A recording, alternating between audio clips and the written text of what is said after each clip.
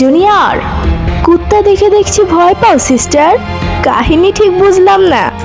একদিন কুকুরকে সিনিয়রের সংজ্ঞা শেখাও, আরেকদিন ভয়ে কুকুরে যাও, ব্যাপার কি?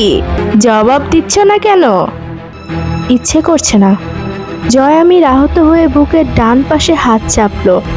ঠুকছো ডিয়ার, উফ পেন। ভাই, হৃৎপিণ্ড বামে থাকে।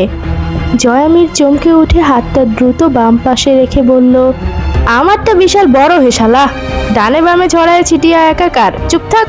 জানো, আমি সিংহ বা বাঘ নই। খপ করে থাবা দিয়ে শিকারি ধরি না, কারণ আমি অত বাহাদুর টাহাদুর না। তোমার ভাষ্য মতে আমি হইলাম কুকুর।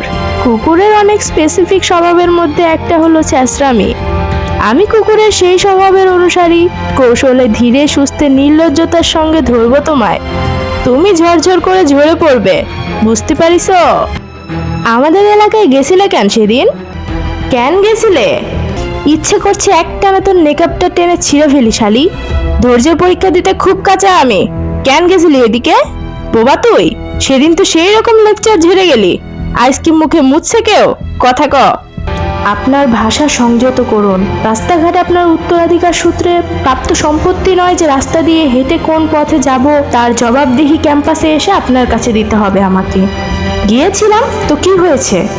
ছি, রেগে যাচ্ছ কেন জুনিয়র?